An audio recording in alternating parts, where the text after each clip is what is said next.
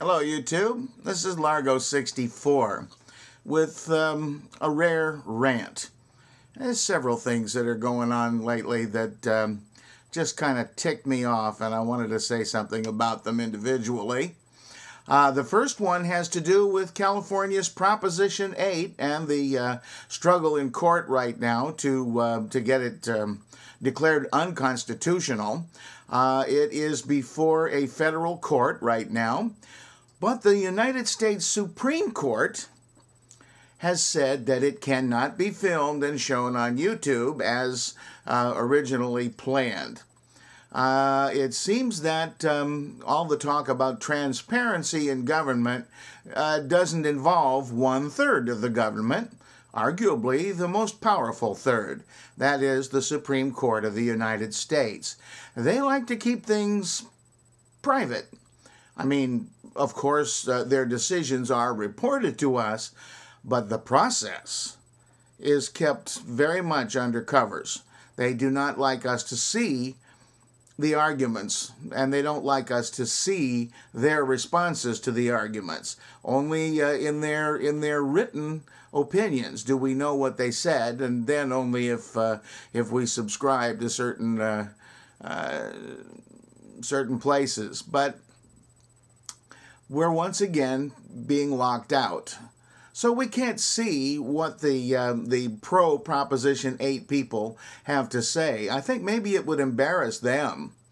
You might imagine, and this was already reported in the newspapers, that the decision of the Supreme Court not to put this out on YouTube was divided along the usual liberal-conservative lines, and you can see who won.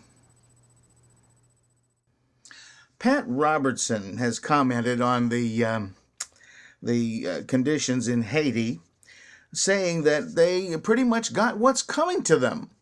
Apparently, their ancestors, some generations ago, made a pact with the devil. So now, anything that happens to those poor Haitians is their own fault. They're reaping the rewards of a deal with the devil. Pat would know.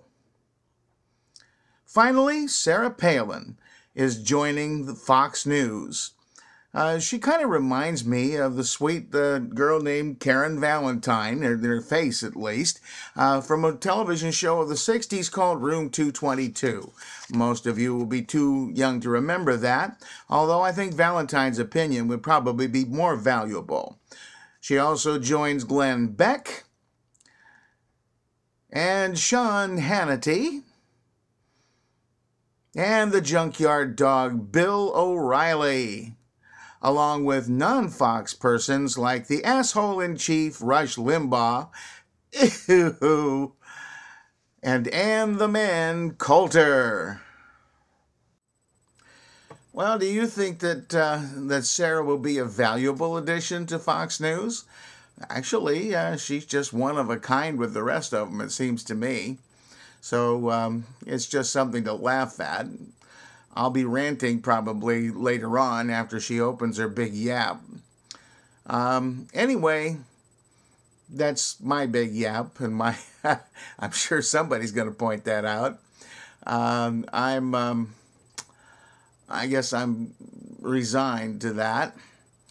And that's my rant for the present time. I don't do a whole lot of that.